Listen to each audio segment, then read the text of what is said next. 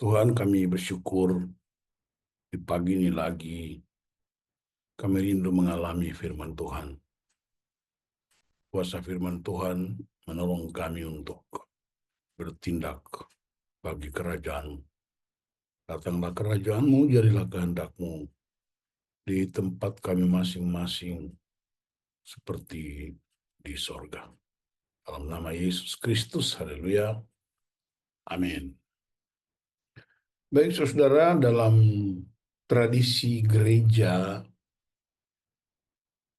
sekarang gereja pada umumnya, mestinya semua orang percaya, itu sedang ada dalam minggu yang disebut minggu-minggu Prapaskah. Istilahnya dulu itu minggu-minggu sengsara Tuhan Yesus. Dan nanti tanggal 20 orang merayakan Paskah Kristus. Dalam tradisi gereja, yang paling heboh dirayakan ialah Natal. Tetapi minggu-minggu Prapaskah dan Paskah sendiri tidak begitu populer. Tetapi itulah keadaan masyarakat kekristenan. Tapi pagi ini saya ingin untuk mengajak saudara-saudara kita merenungkan apakah salib itu. Ya, sekaligus juga hidup dalam masa-masa Prapaskah. Apa salib itu? Banyak orang salah menyebut atau mengartikan kata salib.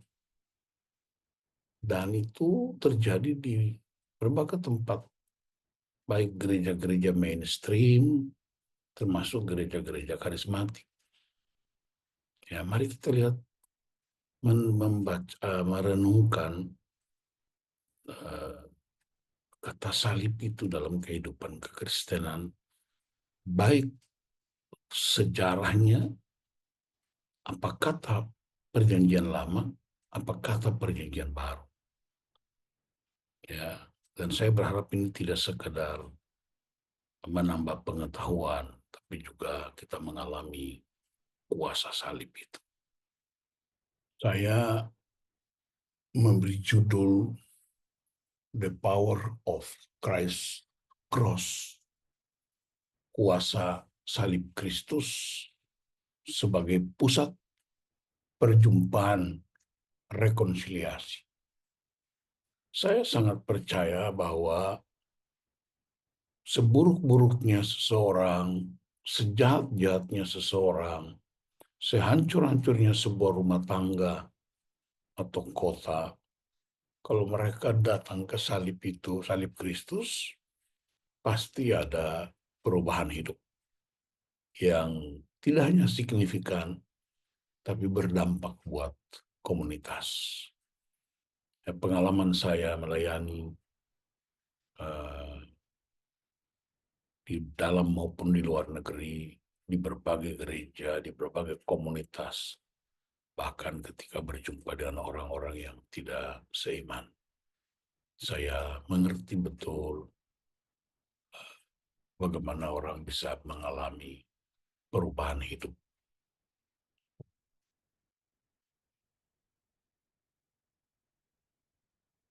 Asal-usul salib.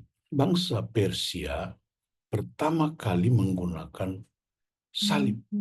Jadi kalau saudara dengar kata salib, dimulai dari mana? Pertama kali bangsa Persia menggunakannya pada tahun 550 sebelum Masehi. Bangsa Persia itu sekarang yang Iran ini, bangsa Iran. Dia pakai untuk menghukum orang-orang yang suka menyembah dewa-dewa dan sekaligus hukuman terhadap para penjahat. Hanya bentuk salibnya tidak tahu kayak apa itu salib. Apakah bentuk kayu yang silang X atau T atau yang seperti sekarang tidak diterangkan. Ya. Kemudian masyarakat Mesir kuno juga memakainya salib itu dalam bentuk huruf T, bahasa Ibraninya tau. dan ditulis dalam Yeskel 9 ayat 4 dan 6 sebagai simbol untuk orang-orang kudus. Jadi di Yerusalem itu orang-orang kudus dan saleh adalah orang-orang yang mengeluh, yang berkeluh kesah, yang berjuang, bergumul untuk keadaan Yerusalem, untuk keadaan Israel yang begitu mengerikan. Lalu kemudian mereka taruh tanda T di dahinya. Ya. Itu kalau dijumpai tidak boleh diapa-apain karena mereka dianggap orang saleh, orang kudus, orang suci. Ya, itu huruf tahu nanti baca ya sekali 9 ayat 4 sampai 6. Terjemahan baru sekarang tidak pakai huruf P, tapi dia cuma bilang ada sebuah tanda. Ya, di Mesir salib itu bernama Crux Ansata. Dalam bahasa Inggris disebut Key of the Nile. Ya, saudara lihat kalau perempuan India, kalau sudah taruh titik merah di dahinya, itu tanda dia sudah menikah. Kalau di kampung saya dulu, kalau ada seorang wanita yang suaminya meninggal, mereka ikat kain di kepalanya. Itu tanda berkabung dan sekaligus sebagai tanda seorang janda. Ya. Di zaman Mesir juga salib simbol seks yang merupakan ritual penyembahan kepada dewa matahari. Kenapa? Karena matahari itu dianggap sebagai pemberi kehidupan. Dia tidak hanya menyinari bumi, tapi juga memberi kehidupan buat orang. Dan mereka merefleksikan kalau begitu hubungan seks suami istri atau hubungan seks dengan laki dengan perempuan itu juga dianggap sebagai sebuah pemberi kehidupan karena kan lahir keturunan-keturunan. Nah, orang-orang semacam itu menghadapi kekuasaan Kaisar Mesir, mereka disalibkan. Ya. Jadi sudah perhatikan orang-orang yang disalibkan itu adalah orang-orang yang berbeda arah dan tujuan dengan penguasa. Sekalipun yang mereka lakukan tentu tidak seperti yang kita harapkan.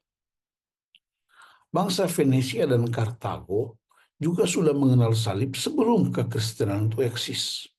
Sama dengan bangsa Mesir, tetapi maknanya berbeda. Bagi orang Venesia dan Kartago, salib adalah simbol kebaikan mula-mula. Nah, kemudian hari ditambahkan gambar hati. Jadi salib buat mereka itu sebuah kebanggaan, ya, sesuatu yang baik. Maka kemudian muncullah kata hati. Ya, hati itu gimana ya? Oh, gini. Itu tanda, sekarang kita menyebutnya tanda kasih. Ya, ada yang bikin jari begini macam-macam. Tapi sebenarnya itu artinya kebaikan. Bangsa Yunani di zaman Alexander Agung juga dipakai sebagai cara menghukum para penjahat, khususnya para budak. Mereka mengadopsi dari Persia, Mesir, Venesia, dan Kartago. Bangsa Yunani menyebut salib equal arms, yaitu 4 sisi yang sama, yang mewakili bumi, udara, air, dan api.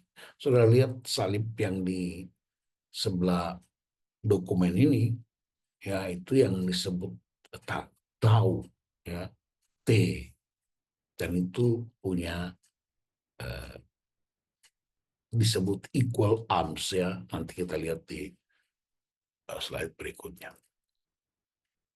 Bangsa Romawi cara menghukum penjahat dan pemberontak yang dimaksudkan di situ adalah orang-orang yang menyembah dewa, menyembah berhala. Ternyata sejak zaman Persia sampai Romawi, orang disalibkan itu karena berbeda arahnya, berbeda kebenaran dengan penguasa. Menurut seorang ahli Dionysius dalam karya Antiquates Romane, orang-orang yang disalibkan itu adalah cara mempersembahkan para kriminal kepada dewa-dewa yang dari neraka. Romulus, seorang pengkhianat itu, mati sebagai persembahan kepada dewa Zeus dari neraka. Jadi betapa hebatnya salib itu terhadap orang-orang yang dianggap bertentangan, berbeda dengan para penguasa. Bagi kerajaan Romawi, salib ditujukan bagi masyarakat bawah, lowest class. Dan ini sangat populer waktu itu. Dalam catatan sejarah, Yesus Kristus mati di atas kayu salib dalam pemerintahan Pontius Pilatus. Karena dia adalah perwakilan kekaisaran Romawi di Yudea. Prosesnya, kalau dia orang Romawi, dihukum dengan cara dipenggal kepalanya. Ya.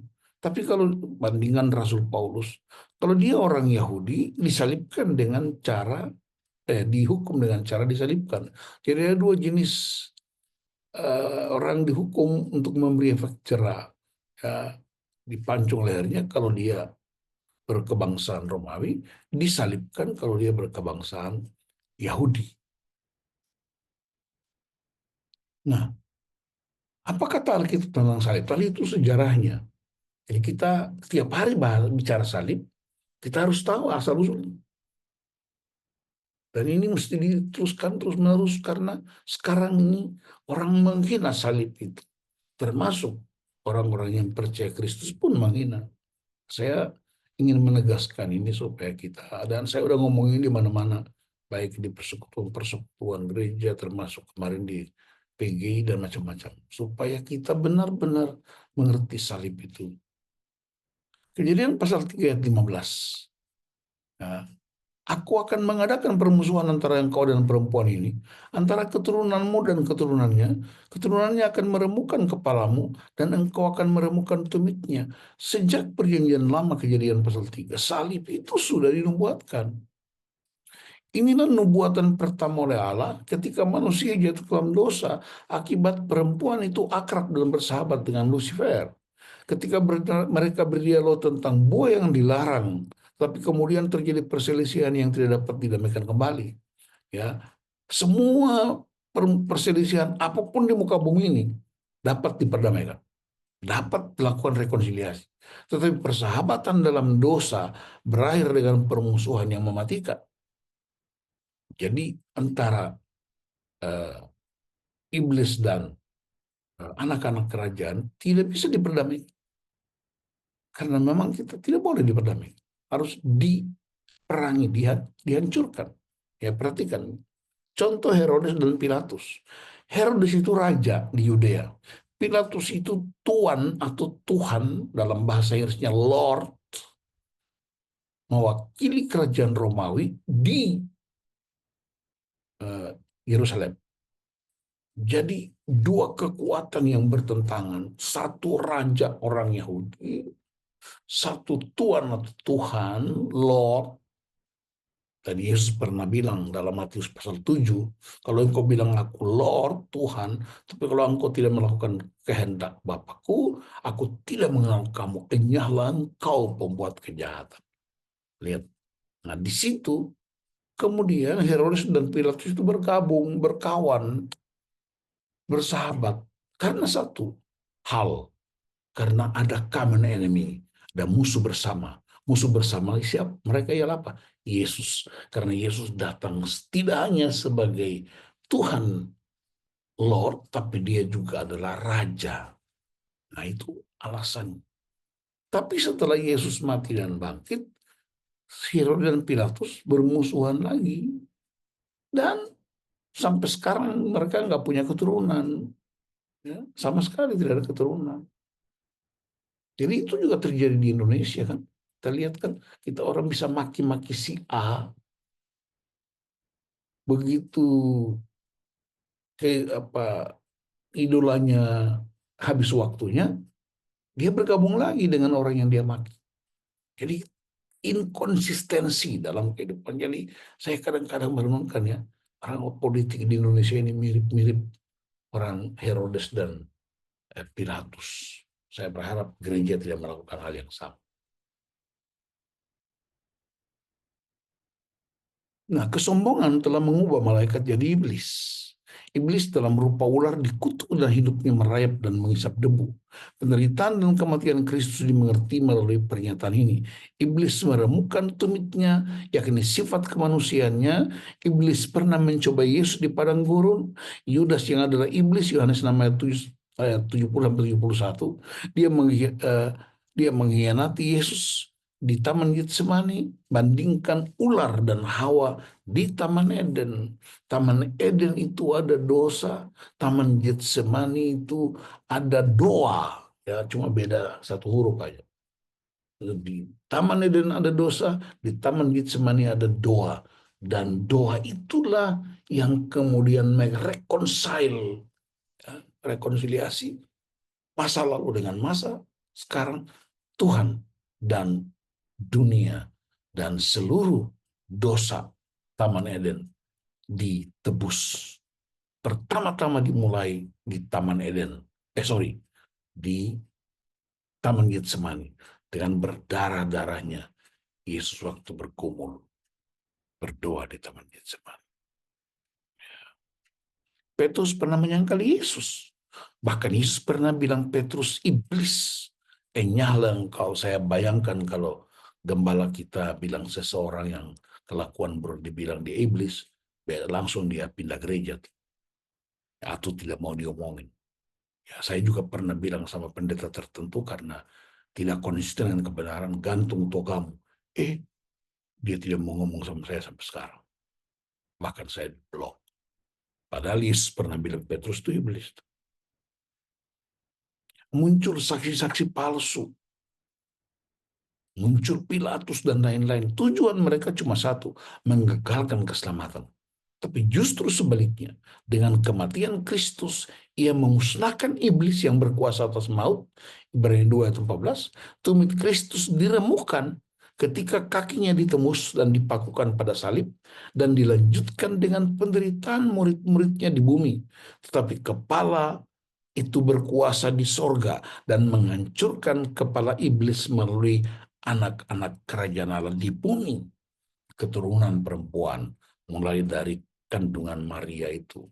Jadi kita anak-anak kerajaan, Alkitab bilang kalau kamu usir setan, kerajaan Allah sudah datang kepadamu. Itu tandanya. Bagaimana Yesus dengan salib? Kata salib dalam bahasa Yunani, stauros, atau kayu salib dalam Perjanjian Baru, muncul 28 kali sebagai kata benda, 46 kali sebagai kata kerja, dengan konteks utamanya ialah penyaliban Yesus. Yesus lahir dan besar dalam zaman pemerintahan Kekaisaran Romawi. Pemerintahan Romawi menguasai seluruh wilayah, termasuk wilayah Yehuda, dan hukum positif yang berlaku ialah hukum Romawi yang secara konstitusional berbeda dengan hukum Yahudi yang didasarkan pada hukum Taurat. Ada perbedaan nilai, itulah alasan yang kuat setiap orang yang tidak taat pada pemerintahan Romawi dan konstitusi Romawi. Mereka harus dihukum mati dengan cara disalibkan sebagai pencipta efek jera. Jadi bisa kita bayangkan berapa banyak orang Yahudi yang disalibkan. Bahkan sejak Yesus masih bayi, dia anak-anak, remaja, pemuda, dia selalu melihat dengan mata telanjang mereka orang-orang Yahudi pikul salib berkeliling kota. Dan jika mereka tidak mengakui kekaisaran Romawi sebagai Lord Tuhan, bandingkan Matius 7 tadi, dan tidak taat pada hukum Romawi, konsekuensinya disalibkan. Dan itu pemandangan umum biasa yang terjadi di zaman itu. Jadi sebelum Yesus disalibkan, dia sudah bicara tentang salib. Setelah dia bangkit, dia tidak pernah bicara salib. Waktu dia bangkit, dia bicara tentang misi. Pergilah jadikan semua bangsa muridku. Waktu dia bangkit, dia nggak pernah cari Pilatus, dia nggak cari Herodes untuk balas dendam. Ya, dia nggak cari Longinus, kepala pasukan penyaliban. Dia nggak cari orang-orang yang menyangkal dia, orang-orang yang berteriak, salibkan dia. Tapi dia justru cari murid-muridnya untuk membangun kembali kehidupan mereka, mereconcile mereka lagi. Dia yang datang cari. Dan dia tahu tempatnya, di mana itu, di pantai, karena mereka para nelayan. Jadi tidak ada ruang untuk membalas dendam, tidak ada ruang untuk menyebut-nyebut masa lalu yang buruk. Tapi ruang yang tersedia ialah persiapkan dirimu, kuatkan dirimu, karena masih ada pekerjaan besar ke depan, yaitu kerajaan Allah mesti ditegakkan. Dan baca Kisah Para Rasul 1 ayat 3, setelah Yesus bangkit dengan berbagai banyak tanda, dan selama 40 hari berulang-ulang dia mengajarkan tentang kerajaan Allah bagi murid-murid. Jadi bersyukurlah Anda ada di representative of Christ Kingdom, karena ada di jalurnya Kristus. Saya tidak bilang gereja lain tidak ada di jalur itu, tapi saya bilang Rock ada di jalur itu. Itu berarti Yesus pernah lihat dan merasakan peristiwa itu. Sehingga dia katakan kepada murid-muridnya dalam Matius 16 ayat 24, lalu Yesus berkata kepada murid-muridnya, setiap orang yang mau mengikut aku, ia harus menyangkal dirinya, memikul salibnya, dan mengikut aku. Dan Yesus mengucapkan itu sebelum dia disalibkan. Berarti bagi Yesus, salib adalah kebenaran mutlak dalam Kristus Tuhan. Kebenaran firman Allah dan Yesus Kristus Tuhan, ketika kita pegang teguh kebenaran itu dan kita menghadapi berbagai macam ancaman-ancaman di dunia ini, Anda tetap konsisten dengan kebenaran, itu yang disebut salib. Jadi jangan bilang bahwa kami punya salib berat, si istriku cancer, itu salib kami. Kami sudah lama menikah, belum punya anak, itu salib kami. Saya kolesterol, asam urat darah tinggi, itu salib kami. Itu kamu rakus saja kok makan saksang kebanyakan. Lalu kolesterol, asam urat bilang itu salib. Kami bangkrut ekonomi kami, itu salib. Tidak benar, itu sesat. Saya harus katakan itu. Mari kita anak-anak kerajaan, ya, jangan tarik salib itu dengan persoalan-persoalan pribadi. Tapi ketika kamu sedang sakit penyakit yang luar biasa, lalu orang menawarkan kepercayaan lain, menawarkan ide yang lain untuk meninggalkan Tuhan, itu yang disebut kamu tetap konsisten. Itu salib. Salib adalah kebenaran yang saya pegang teguh, iman kepada Kristus Yesus Tuhan yang pernah disalibkan, mati dan dikuburkan dan bangkit pada hari ketiga. Dan ketika menghadapi ancaman macam apapun, saya tetap konsisten. Ya, di Indonesia ini pernah ada seorang jenderal Kristen yang ditawarkan jadi wakil presiden pada zaman Orde Lama, zaman Orde Baru. Dan dia akan jadi wakil presiden kalau bersedia untuk mualaf. Dan dia bilang, no way, tidak bisa. Saya tidak butuh jabatan itu. Saya butuh Yesus Kristus Tuhan. Itu yang disebut salib. Prinsip ini sekaligus mematahkan kebanyakan pandangan orang Kristen tentang salib. Karena seolah-olah segala sakit penyakit yang diderita itu disebut salib. Problem ekonomi yang kacau dibilang salib. Menikah dan belum punya keturunan dibilang salib. Salib itu kebenaran absolut. Ingat, salib adalah kebenaran absolut dan subjektif. Kenapa dia absolut? Karena tidak bisa dibantah dengan apapun. Kenapa dia subjektif? Karena keputusan pribadi saya. Dan itu berdampak kepada komunitas tubuh Kristus. Ketika berbagai pergumulan hidup datang silih berganti, seberat apapun keadaannya, dia tetap percaya kepada Kristus. Allah yang merancang salib, ingat saudara-saudaraku, Allah yang merancang salib sebagai tanda pengasihan, penebusan, dan pembebasan bagi manusia. Momentumnya pada peristiwa manusia dalam sejarah, sehingga peristiwa salib Kristus bukanlah sebuah utopis, bukan sebuah angan-angan, bukan sebuah mimpi, bukan sebuah hayalan, karena banyak orang berkata demikian. Tapi ingat, salib itu real, fakta nyata dalam sejarah manusia. Ia lahir di Bethlehem, di bawah pemerintahan Kaisar Agustus. Dia menderita dan disalibkan dalam pemerintahan Pontius Pilatus di Yerusalem. Fakta sejarah, seandainya Alkitab tidak mencatat itu, sejarah dunia pernah mencatat itu. Jadi bagi dunia, Yesus disalibkan untuk memuaskan hawa nafsu kekuasaan mereka. Bagi Allah, Yesus disalibkan untuk menyelamatkan dunia dan mendamaikan dunia dengan dirinya. Rekonsiliasi ilahi. Tuhan udah mulai itu. Taman Eden dan keturunannya dipulihkan kembali. Makanya kita kenal di Alkitab ada 3 taman. Taman Eden, Taman Getsemani, dan nanti taman kota yang indah Yerusalem baru di Wahyu ketika Yesus datang menjemput mempelai perempuan yaitu gereja.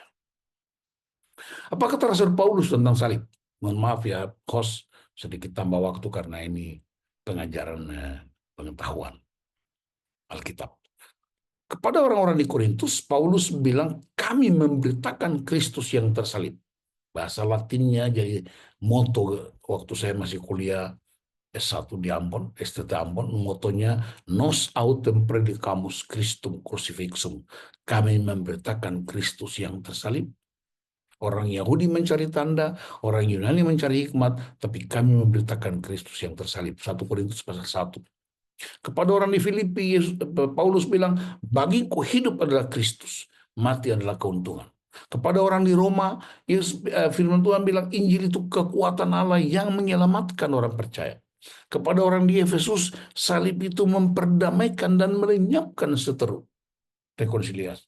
Jadi salib itu begitu kuat, luas, menjawab setiap kebutuhan, setiap zaman di berbagai tempat yang berbeda. Salib itu kasih, Efesus 3:18. Kasih itu tinggi, panjang, dalam, dan lebar. Markus 12 ayat 30. Ya, kasihlah Tuhan Allahmu dengan segenap hatimu, jiwamu, kekuatanmu, akal budimu. Dan kasih itu mahal harganya. Tidak bisa dijangkau karena harganya itu darah tertumpah. Sampai di tingkat itu kita mesti punya spiritual awareness. Sadar loh, jangan sembarang dengan hidupmu. Karena engkau ditebus dengan darah yang mahal. Alkitab bilang bukan ditebus dengan barang fana, bukan dengan emas atau perak, tapi dengan darah yang mahal. Salib adalah kemenangan atas diri sendiri.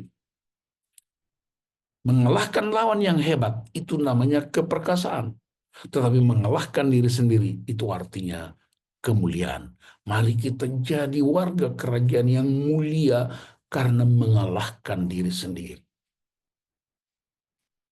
Bahasa yang kita gunakan itu mengampuni dan diampuni. Salib itu, Yesus sebenarnya dengan mudah mengalahkan iblis. Tapi kemenangan yang paling dahsyat dan ajaib ialah Allah mengalahkan dirinya sendiri untuk kita. Dan karena itu di salib itu ada pertukaran yang sempurna. Saya ingin kita bacakan ini masing-masing, nggak usah unmute mic saudara, baca pribadi. Kalau ada saudara-saudaramu di dalam ruangan itu, ajak mereka untuk ikuti saya membaca bagian ini. Pertukaran pada salib. Inilah kuasa salib itu.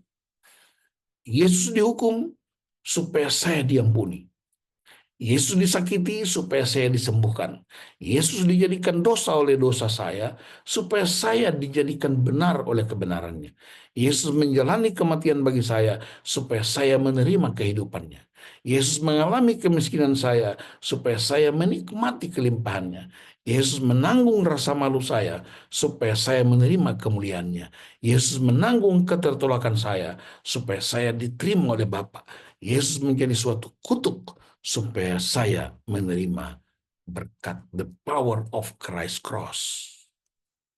Refleksi dan tindakan profetik sekaligus saudara masuk di breakout room. Bagian manakah dari hidup saya yang belum diserahkan kepada Kristus? Saudara-saudara, saya ingatkan, kesedihan itu manusiawi, tapi kesedihan tidak permanen. Kekecewaan itu manusiawi, tapi kekecewaan tidak permanen. Duka cita itu manusiawi, tapi tidak permanen. Bahkan kematian pun tidak permanen. Kenapa? Solusinya tersedia. Yesus disalibkan dan bangkit pada hari yang ketiga. Dan kebangkitannya tidak pernah digagalkan oleh apapun. Karena itu kesedihan, kekecewaan, duka cita, bahkan kematian orang-orang yang kita cintai tidak pernah mengalahkan kebangkitan Kristus. Berarti yang permanen dalam hidup kita ialah Yesus Kristus dan kerajaan Allah di bumi. Itulah kekuatan yang luar biasa bagi anak-anak Tuhan. Jadi bagian manakah dari hidup saya yang belum diserahkan kepada Kristus? Kecewa kah? Sedih kah? Duka kah? Dan seterusnya. Yang kedua, apakah Anda pernah menghadapi situasi tertentu ketika salib itu menghadapi ancaman? Apakah di lingkungan Anda, di tempat pekerjaan, di kampus, atau dalam situasi tertentu? Kadang-kadang kita ingin buang salib itu. Ceritakan sebagai sebuah kisah iman. Ya, kami punya kisah misalnya ketika bergereja tiap hari, ya dilempari batu, dikasih eh, tikus-tikus got di depan gereja, anak-anak muda diludahi, tapi tetap konsisten. Apakah Anda pernah disingkirkan karena percaya Kristus dan Anda tidak dapat jabatan, Anda digeser tempatmu, atau Anda pernah dihina, dan seterusnya dan seterusnya. Jangan diamkan itu. Harus disaksikan sebagai sebuah kekuatan salib yang berdampak bagi dunia. Saya akhiri di sini dan saya mau ajak kita untuk berdoa sebelum kita masuk ke breakout room. Tuhan, terima kasih, hamba-Mu terbatas. Biarlah kebenaran firman Tuhan yang menolong kami untuk mengerti. Kami tidak hidup seorang diri. Salib itu berkuasa. Salib itu dahsyat. Dan itulah kebenaran ilahi yang kami pegang teguh. Dalam situasi apapun, biarlah kami semua boleh mengalami salib itu terus-menerus dan membawa salib itu untuk mendamaikan dunia dengan sorga, mendamaikan bangsa-bangsa. Dalam nama Yesus. Haleluya. Amin.